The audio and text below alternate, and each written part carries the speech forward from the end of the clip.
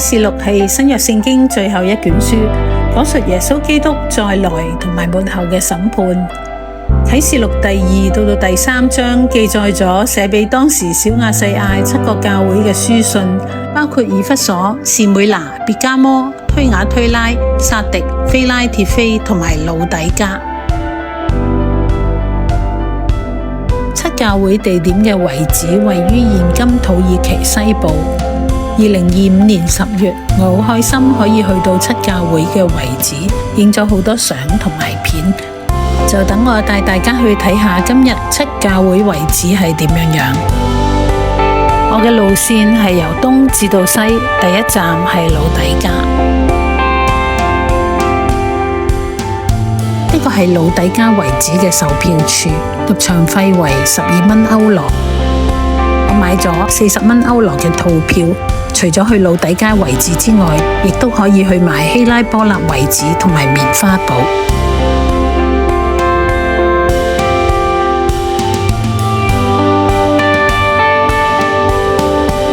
老底嘉遺址嘅範圍喺7教會裏邊屬於較大。從呢個地圖我哋可以睇到佢嘅面積係十分廣闊。從售票處去到遺址入口都有一段路，我哋都可以揸車去到門口。一入門口我哋就睇到敘利亞門嘅遺址。老底嘉位於現今土耳其代尼支里省。佢嘅歷史可以追溯到公元前3世紀，由西流古王安提阿古2世興建，並以佢嘅妻子老底基命名。喺羅馬時代，老底嘉坐落喺重要嘅貿易路線交匯點，係當日一個富足繁榮嘅都市。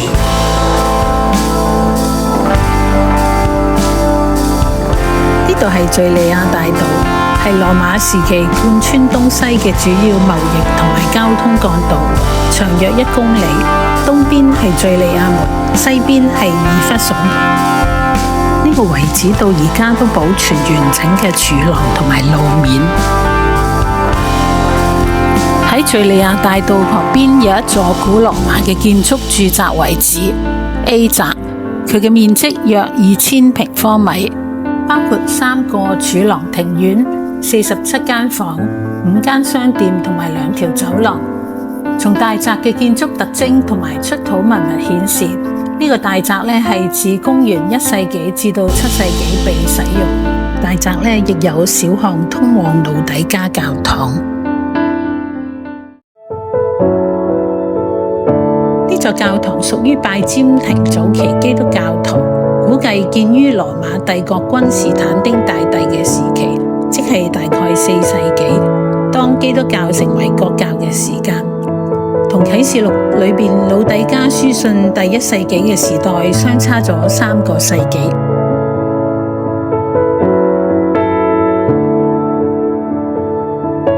教堂裏邊空間設備完善，包括講道區、唱詩班區同埋做儀式嘅房間。教堂嘅走廊亦都有圓柱圍繞住，地面鋪上精美嘅馬賽克，係目前已知道最早嘅基督教教堂遺址之一。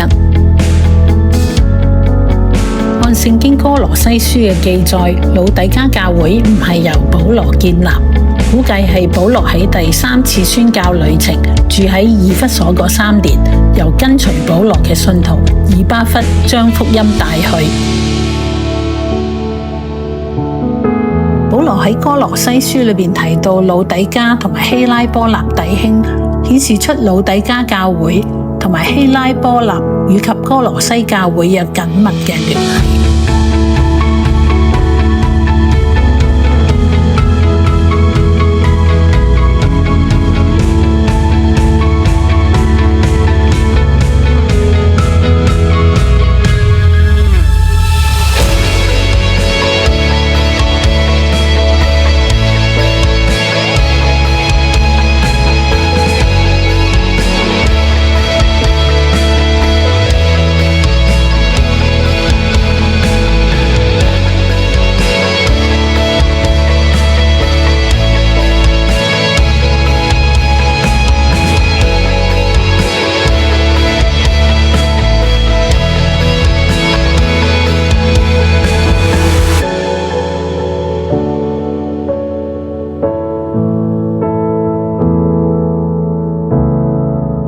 度係教堂嘅聖台、後殿同埋後邊兩個儀式嘅房間。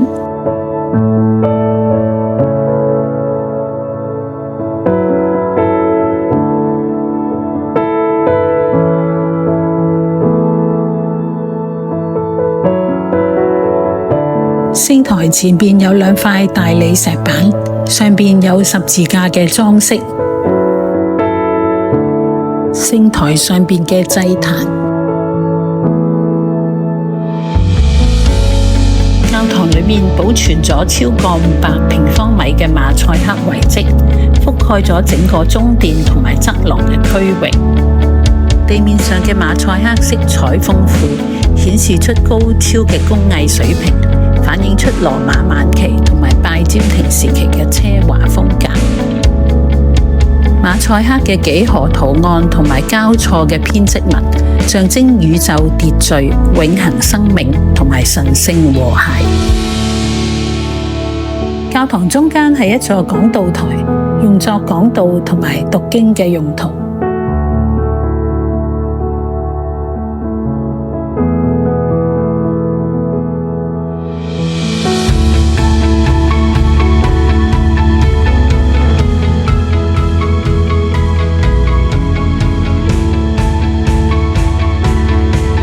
喺教堂嘅一角有一個十字架形嘅洗禮池，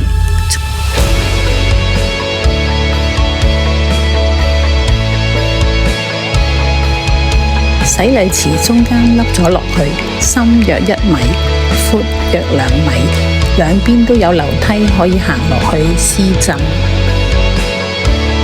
喺教堂嘅另一角就係廁所。廁所嘅尺寸為5.7乘1.4米，設有雙人嘅坑位，當中亦都有先進嘅供水同埋排水設施。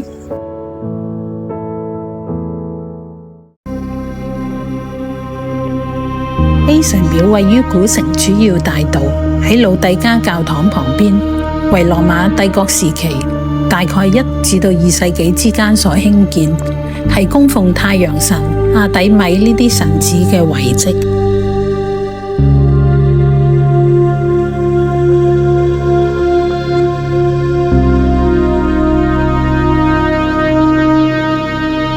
神廟裏邊有玻璃台階，可以睇到下層嘅遺跡。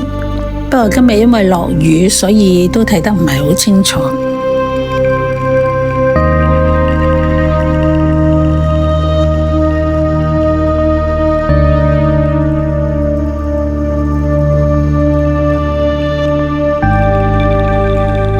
喺 A 神廟旁邊有一座宏偉嘅噴泉遺址，係為咗紀念城市守護神宙斯同埋羅馬皇帝塞維魯一世喺第3世紀初興建。而家嘅遺址只剩低個基座。噴泉係一種結合自然泉水崇拜同埋公共休憩功能嘅古典建築，象徵水神同埋仙女崇拜。呢度曾經發現有好多完整或者殘缺嘅雕像，表明喺柱間同埋屋頂曾經擺放咗大量嘅雕像。市集廣場係古代嘅政治、商業、社交中心，呢度聚集咗商店、攤販同埋交易活動。市集廣場亦具有政治同埋司法嘅功能，市民可以喺度舉行選舉、公開演說、審判同埋法律訴訟。市集廣場亦有宗教同埋儀式功能，提供節慶同埋祭祀空間。喺羅馬時期，老底加係小亞細亞地區嘅富裕商業重鎮，以金融、黑羊毛紡織業同埋醫療產業聞名。佢唔單止係銀行同埋錢幣兌換中心，更加以眼科著名。佢嘅特產包括黑羊毛成衣同埋眼藥。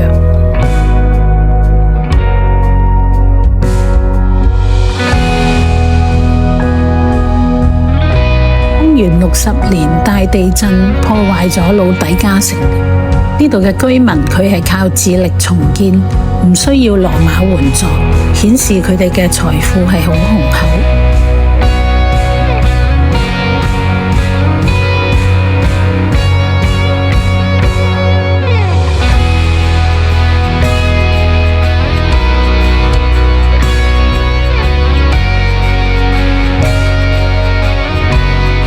老底嘉古城缺乏本地水源，主要係依賴長距離嘅水管系統，從北邊約10公里嘅希拉波納引入熱水，同埋東南方約10至16公里嘅哥羅西引進冷水，所以當水流到老底嘉嘅時候，就變成不冷不熱嘅溫水。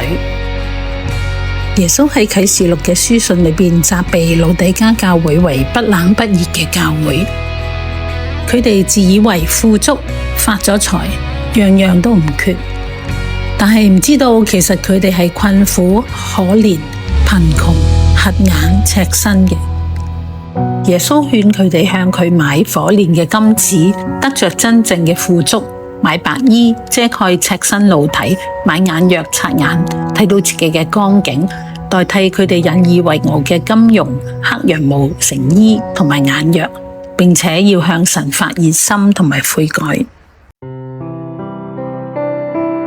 喺中央市集旁邊有一座神殿嘅門樓，呢一座門樓係古希臘建築裏邊一座宏偉嘅結構，作為廟宇、宮殿或者衛城呢啲重要場所嘅主要入口。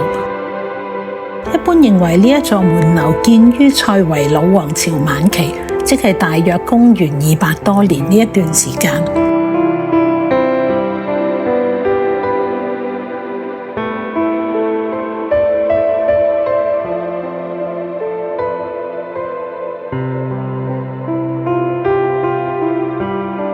西柱廊係北廣場西邊嘅柱廊建築，闊13米。北廣場裏邊原有供奉雅典娜同埋宙斯嘅異教神廟。隨住基督教喺羅馬帝國時期嘅興盛，為咗清除異教痕跡，喺地震嘅時候就將呢啲異教嘅神廟拆除。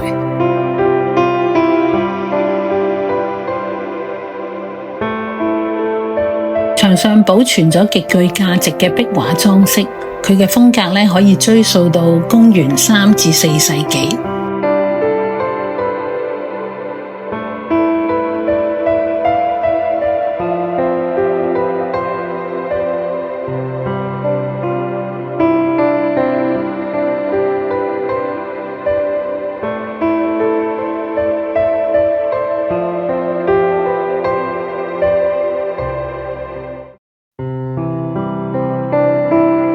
西部劇場可以容納約15000名觀眾，係古代大型公共聚會同埋戲劇演出嘅場所。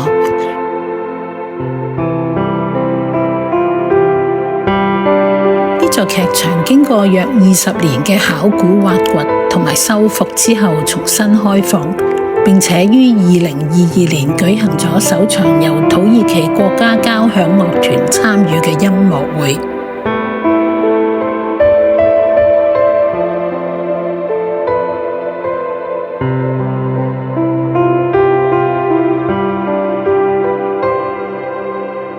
北部劇場嘅規模較大，可以容納2萬人，但係到而家仍然未完全修復，而家個樣都好似廢墟咁樣嘅狀態。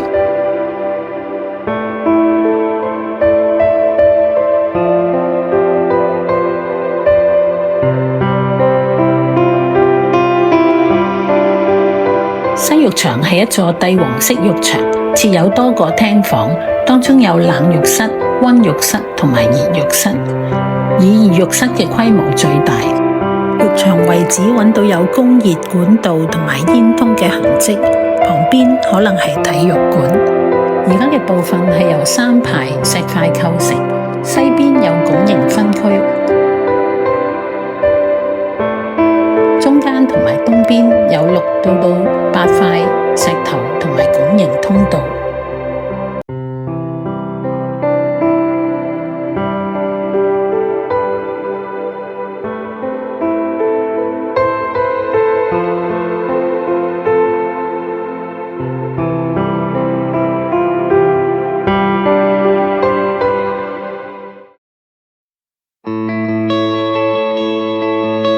由於我買嘅老底嘉遺址套票，亦都可以去埋棉花堡同埋希拉波納古城遺址，就等我帶大家去棉花堡同埋希拉波納睇一睇啦。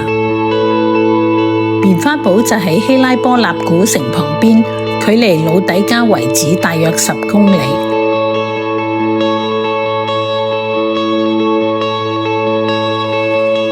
食早餐嘅時候，我哋見到天空上邊有好多好靚嘅熱氣球。網上資料見到熱氣球嘅活動嘅行程大概係1個鐘，活動喺日出之前出發，等旅客可以喺熱氣球上面睇到壯觀嘅日出，從高空睇到棉花堡同埋希拉波納遺址嘅景色。呢度係棉花堡嘅售票處。遊客買完飛之後，行一段小路就會去到一個地方，需要大家除鞋、赤腳行走，以保護脆弱嘅石灰岩面。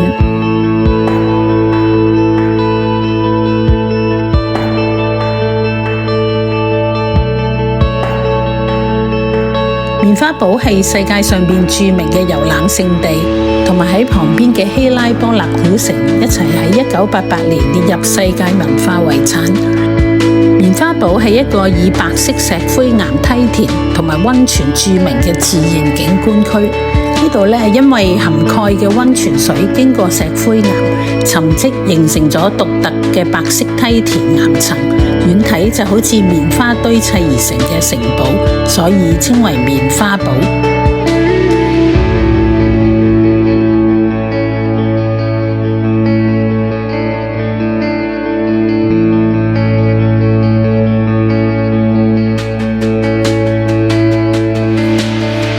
棉花堡高約160米，長2700米，長久以來被視為養生同埋療養嘅溫泉資源。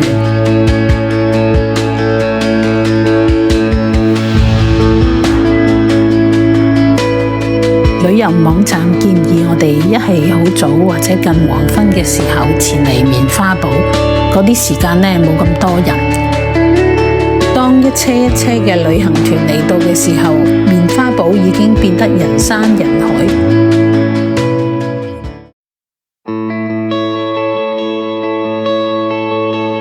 呢度係希拉波納古城嘅售票處，旁邊係南門。希拉波納古城約於公元前190年由貝加蒙王國嘅國王歐邁尼斯二世建立，以皇后希拉命名，意思為神聖之城。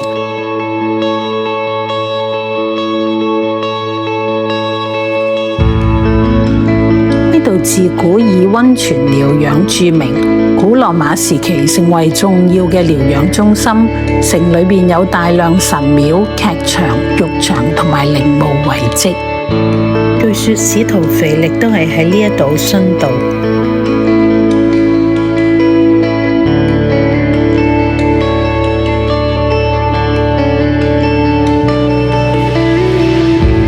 呢個羅馬時期嘅大型露天劇場建於公元2世紀，約有12000到15000個座位。舞台仍然保留浮雕同埋石刻。劇場嘅視野好廣闊，可以俯瞰整個古城區同埋棉花堡。普魯托聖所係祭祀冥界之神普魯托嘅聖所。聖所裏邊原本有一座巨大嘅冥神普魯托雕像，兩邊伴隨住把守冥界之門嘅3頭犬，以及2條冥界相關嘅蛇。而家所見到嘅雕像係利用鐳射掃描同埋3D 打印技術造成嘅大理石複製品。普魯托聖所又稱為冥府之門，係一個天然嘅洞穴，前邊有拱門。古人相信洞穴係通往冥界嘅入口，因為洞裏邊持續湧出有高濃度嘅二氧化碳。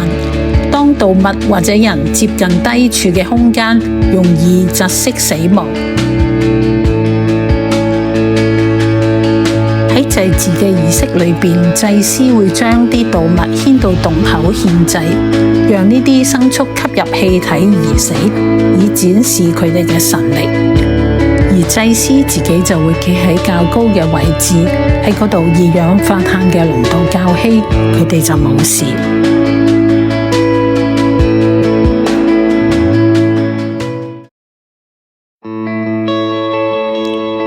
西同老底嘉關係密切，距離老底嘉約15公里，係古代佛呂家嘅重要城市。